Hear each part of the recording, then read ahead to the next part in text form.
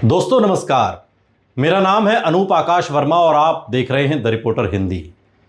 उत्तर प्रदेश विधानसभा चुनाव 2027 से पहले समाजवादी पार्टी के राष्ट्रीय अध्यक्ष अखिलेश यादव का एक बयान राजनीतिक गलियारों में चर्चा का विषय बन गया है। एक इंटरव्यू में जब बीजेपी के सांसद साक्षी महाराज के बारे में अखिलेश यादव से पूछा गया तो उन्होंने मुस्कुराते हुए कहा कि जब उनका मन होगा तब वो समाजवादी पार्टी में आ जाएंगे, जब हम चाहेंगे तब वो समाजवादी पार्टी में आ जाएंगे।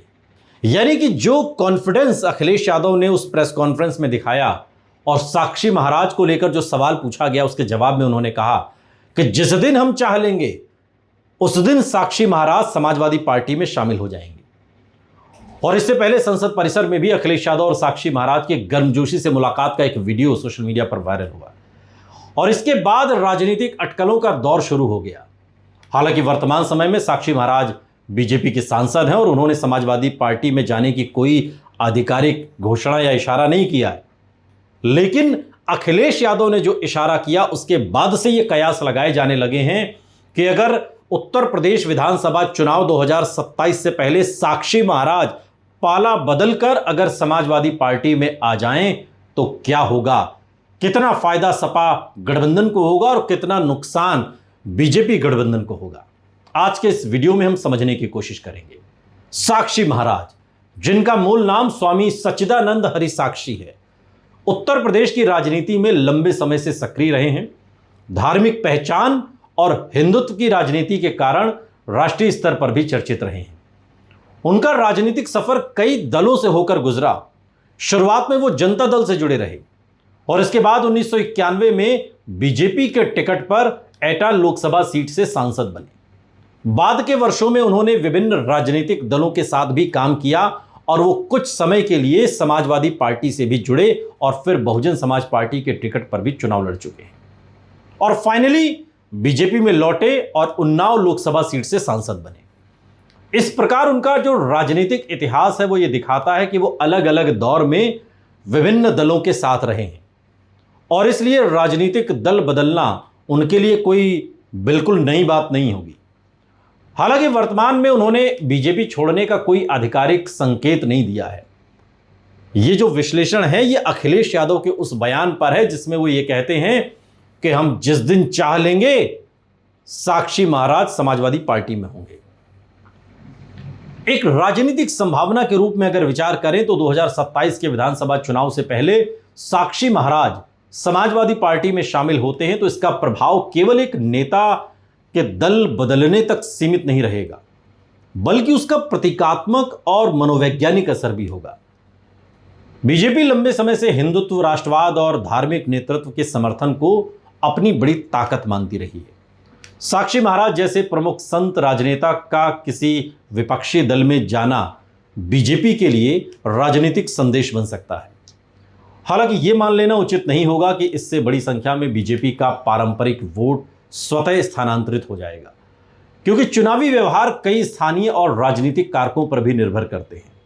साक्षी महाराज का सबसे अधिक प्रभाव उन्नाव और आसपास के क्षेत्रों में माना जाता है। उन्नाव, हरदोई, कानपुर देहात, कानपुर नगर, फतेहपुर, रायबरेली, लखनऊ मंडल के कुछ हिस्सों और मध्य उत्तर प्रदेश के कई जिलों में उनकी पहचान एक धार्मिक और राजनीतिक नेता के रूप में है। वो साधु संत समाज के बीच भी सक्रिय रहे हैं और धार्मिक आयोजनों में उनकी उपस्थिति रहती है। हालांकि उनके प्रभाव को पूरे उत्तर प्रदेश में समान रूप से निर्णायक मानना जल्दबाजी होगी, ऐसे कोई तथ्य मौजूद नहीं है। लेकिन यदि वो समाजवादी पार्टी में शामिल होते हैं तो समाजवादी पार्टी का सबसे बड़ा लाभ ये मिल सकता है कि बीजेपी का ये आरोप कि कुछ हद तक कमजोर पड़ सकता है कि वो केवल वही हिंदुत्व और संत समाज का प्रतिनिधित्व करती है। अखिलेश यादव पिछले कुछ वर्षों से सॉफ्ट हिंदुत्व की रणनीति अपनाते हुए मंदिरों में दर्शन, धार्मिक आयोजनों में भागीदारी और संत समाज से संवाद बढ़ाने की कोशिश कर रहे हैं। अविमुक्तेश्वरानंद महाराज के साथ उनकी जो मुलाकातें होती रही हैं वो भी अब किसी से छिपी नहीं है और ऐसे में साक्षी महाराज जैसे चेहरे का जुड़ना इस रणनीति को प्रतीकात्मक मजबूती दे सकता है और इससे समाजवादी पार्टी ये संदेश देने की कोशिश कर सकती है कि उसके साथ केवल पिछड़े, दलित और अल्पसंख्यक ही नहीं बल्कि संत समाज के प्रमुख चेहरे भी हैं।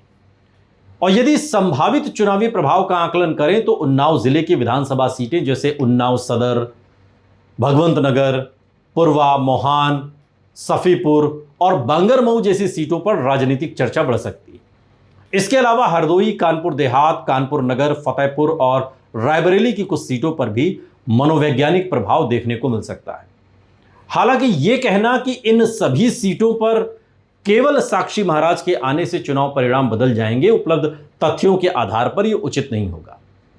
बीजेपी के लिए यदि कोई चुनौती उत्पन्न होती है तो वो अधिकतर राजनीतिक संदेश के स्तर पर होगी। बीजेपी का संगठन उत्तर प्रदेश में काफी मजबूत माना जाता है और उसके पास व्यापक बूथ नेटवर्क, सहयोगी दलों का समर्थन और लाभार्थी योजनाओं का आधार है। इसलिए किसी एक नेता के दल बदलने से पूरे चुनावी समीकरणों में बड़ा बदलाव निश्चित रूप से होगा, ऐसा कहना सटीक नहीं है। लेकिन यदि नेता धार्मिक हो, राजनीतिक दोनों पहचान रखता हो तो उसका प्रचारात्मक प्रभाव अवश्य पड़ता है। समाजवादी पार्टी के लिए यह चुनौती होगी कि यदि साक्षी महाराज जैसे नेता आते हैं तो पार्टी के पारंपरिक सामाजिक आधार और नए राजनीतिक संदेश के बीच संतुलन कैसे बनाया जाए। क्योंकि समाजवादी पार्टी लंबे समय से पीडीए की बात कर रही है, पिछड़ा दलित अल्पसंख्यक की रणनीति पर काम कर रही है, और ऐसे में किसी प्रमुख हिंदुत्ववादी चेहरे का शामिल होना पार्टी के लिए अवसर भी हो सकता है और आंतरिक वैचारिक बहस का विषय भी बन सकता है। इसलिए केवल चुनावी लाभ के आधार पर इस तरह के निर्णय का आकलन नहीं किया जा सकता। राजनीतिक हैसियत की बात करें तो साक्षी महाराज का प्रभाव मुख्यतः उनकी व्यक्तिगत पहचान, धार्मिक छवि और लंबे राजनीतिक अनुभव पर आधारित है। वो कई बार सांसद रहे हैं, राष्ट्रीय स्तर पर चर्चित नेता हैं, मीडिया में उनकी उपस्थिति और विवादित बयानों के कारण भी वो लगातार चर्चा में रहे।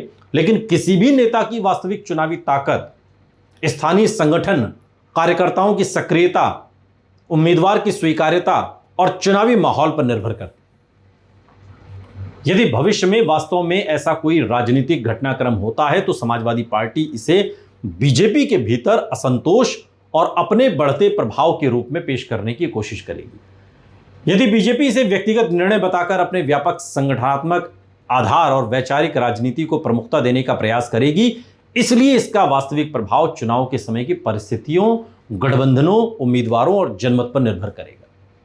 अखिलेश यादव का यह बयान फिलहाल राजनीतिक टिप्पणी के रूप में भी देखा जाना चाहिए, क्योंकि अभी तक साक्षी महाराज की ओर से समाजवादी पार्टी में शामिल होने की कोई आधिकारिक घोषणा तो छोड़िए, संकेत भी नहीं है।